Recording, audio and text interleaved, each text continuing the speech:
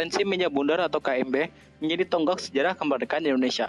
Pasalnya, setelah Indonesia memproklamasikan kemerdekaan pada 17 Agustus 1945, Belanda masih berupaya menguasai Indonesia. Berbagai upaya dilakukan Indonesia agar bisa merdeka, mulai dari perang gerilya hingga diplomasi.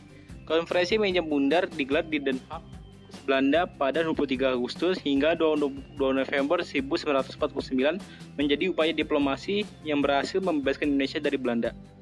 Sebelum KMB, Indonesia dan Belanda sudah beberapa kali mengupayakan kemerdekaan lewat diplomasi.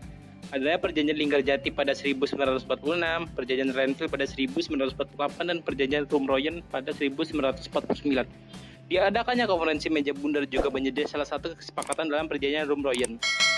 Indonesia ingin jalan dan cara penyerahan kedaulatan yang sungguh, penuh, dan tidak bersyarat kepada negara Indonesia Serikat atau NIS sesuai dengan pokok-pokok persetujuan Renville.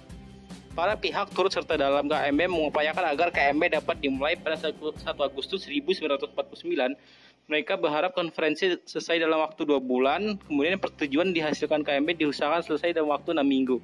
Perundingan antara Indonesia dan Majelis Permusyawaratan Federal atau Bijams Council for Federal Overleg BFO intensif digelar pada Maret 1949 di Bangka.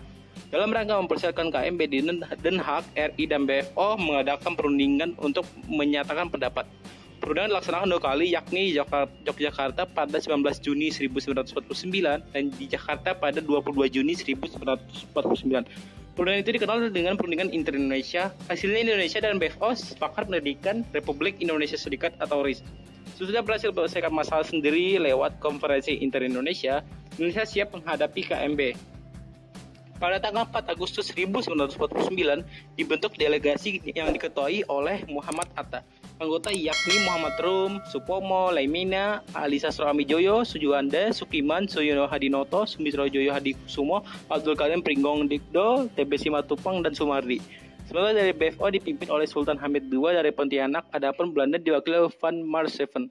KMB diawasi oleh United Nations Commission for Indonesia atau UNCI yang dipimpin oleh Critchley dari Australia. KMB dimulai pada tanggal 23 Agustus 1949. Perundingan KMB berjalan alat dan lama.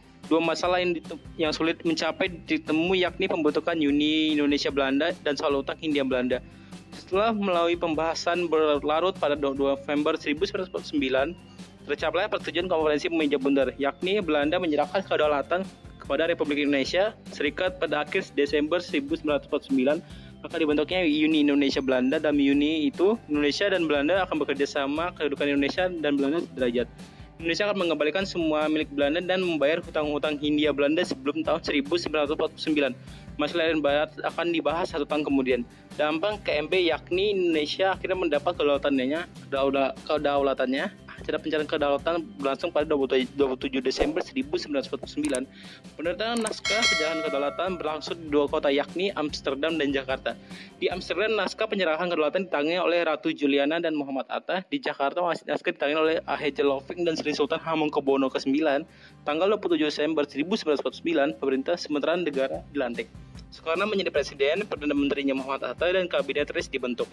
RIS dibentuk seperti Republik Federasi berdaulat yang terdiri atas 16 negara bagian dan merupakan persekutuan dengan Kerajaan Belanda.